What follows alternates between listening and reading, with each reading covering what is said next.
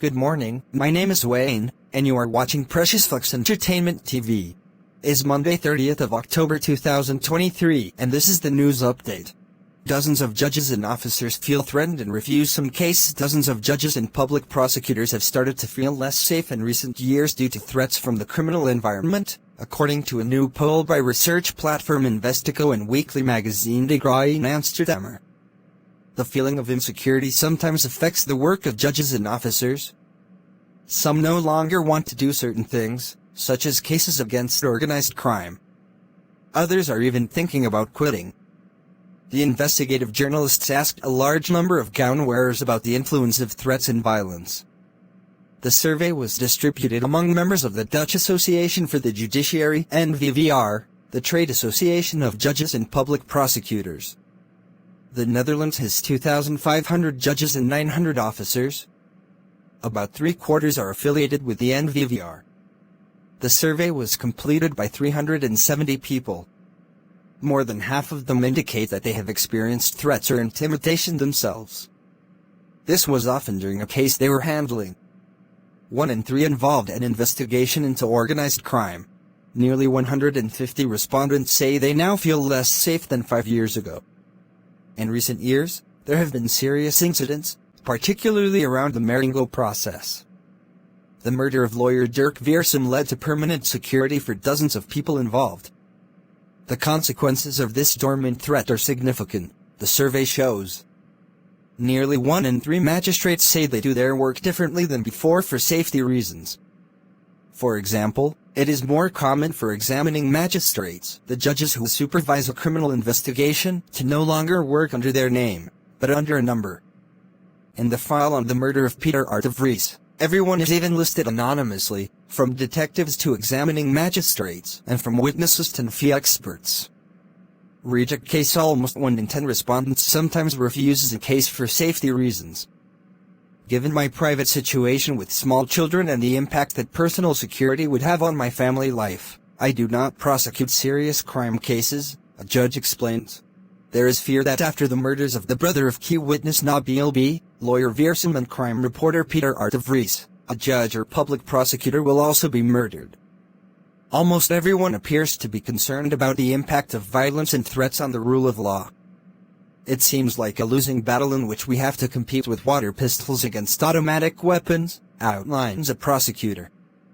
Met at whom the Dutch Association for the Judiciary recognizes the findings from the survey. They correspond with a poll that the union itself conducted a few years ago. The fact that there are so many threats is really intense, says Chairman Mark Veerstra. A pool of judges for high-risk cases is currently being considered. There is also talk of additional financial compensation for judges and officers who are burdened by security. Furthermore, additional psychological guidance has already been arranged. According to Veerstra, threats are also often made in matters that have nothing to do with serious crime, such as family matters. People are sometimes waited on, visited at home, or harassed online. That is disturbing. Again, Israeli airstrikes and ground troops in Gaza. Reuters news agency reports, based on several Palestinian sources, that there were renewed heavy airstrikes in the north of the Gaza Strip last night. Via X, the Israeli army confirms these attacks and says that 600 targets have been hit. The airstrikes were supported by Israeli ground forces, who re-entered the Gaza Strip. There have been clashes between Palestinian militants and the Israeli army in several places. Nothing is yet known about victims. It appears that internet and telephone traffic is gradually becoming possible again in various places in the Gaza Strip. Due to the ongoing Israeli attacks, almost all communications were lost on Friday evening. Israeli attacks in Syria after rocket fire. Both the Israeli army and Syrian state television report that Israel has attacked several targets in Daraa, southern Syria. According to the Israeli army, several airstrikes have been carried out on Syrian territory after rocket fire from the area towards Israel earlier in the day. According to Syrian media, the attacks led to some material losses at 2 army posts. Israel reports nothing about possible damage or casualties. Dead and injured in raid on West Bank. One person has been killed and several others injured during an Israeli raid in the West Bank. According to Al Jazeera, around 50 Israeli vehicles entered the city of Jenin. The Israeli army regularly invades the city. Jenin and Nablus are two cities in the north of the West Bank where militant Palestinian groups have gathered. They have armed themselves and regularly carry out attacks on Israeli targets. 22-year-old man arrested after fatal shooting at Halloween celebration in Florida. Police in the American city of Tampa, Florida, have arrested a 22-year-old man after a shooting that left 2 people dead and 18 people injured. Another shooter was also involved, but as far as we know he has not yet been arrested. The shooting took place in a street where many people were already celebrating Halloween. According to the police, the reason was a fight between 2 groups. One person died on the spot, another died later in hospital. 5 of the injured are still in hospital. They are not in mortal danger. Innocent People video shows how around 3 a.m. on the night of Saturday to Sunday, people dressed up in costumes were partying on the street in a neighborhood with many bars. About 12 shots ring out, followed by about 8 more. Then people run away and some take shelter behind metal tables. A police spokesperson told Reuters that hundreds of innocent people were in the middle of the fight between the 2 groups. Enough police on the ground. Democratic mayor of Tampa Jane Castor says there were plenty of police on the scene. She compares the shooting to previous shootings in the United States. According to her, poor split-second decisions by people in the ease of obtaining firearms are responsible for these types of incidents that occur almost every day. Demonstrations and peace walk. People took to the streets all over the country. Demonstrations took place in various places in the Netherlands today because of the war between Israel and Hamas. There was a national pro-Palestinian demonstration in The Hague. In Amsterdam there was a peace walk, and in Eindhoven tonight there was a silent march that drew special attention to the children in Gaza. According to the police, there were 6,000 people in The Hague, and everything went without any problems.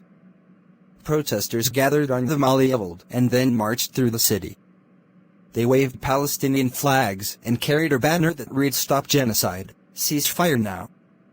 They also advocated humanitarian aid for the residents of the Gaza Strip. The demonstration was organized by dozens of organizations. They demand, among other things, that the Netherlands cut ties with Israel. There was also a pro-Palestinian demonstration in Venlo today. More than 100 people walked through the city center. Peace walk in Amsterdam this afternoon. There was a walk from Dam Square to Museumplein.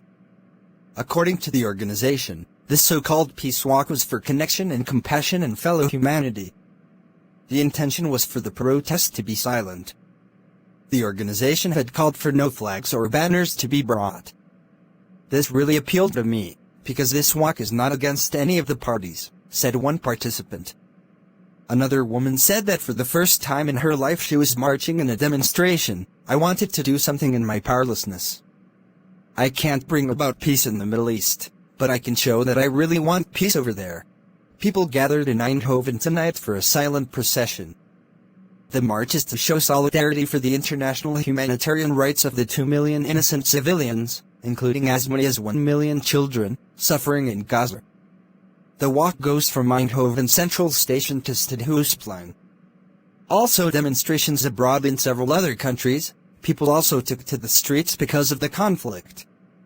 Thousands of people took part in a pro-Palestine protest in the Spanish capital Madrid. A Spanish deputy prime minister was also present. More than 5,000 people protested in the Greek capital Athens, calling for an end to the massacre of Palestinians in the Gaza Strip. Yesterday, around 3,000 demonstrators gathered in the Northern Irish capital Belfast, calling for a ceasefire. In Berlin there were more than 10,000.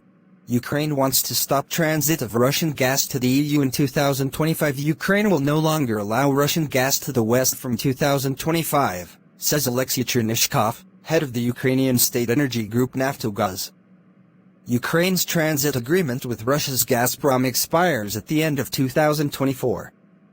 According to Chernishkov, Ukraine may end the transit earlier because Gazprom is not fully meeting its payment obligations. Despite the war in Ukraine, Gazprom still supplies gas to EU countries via pipelines through Ukraine. The amount of gas flowing through Ukrainian pipes is still a third of pre-war levels. Ukraine is cooperating because it wants to meet the demand of EU countries and because it is contractually obliged to do so.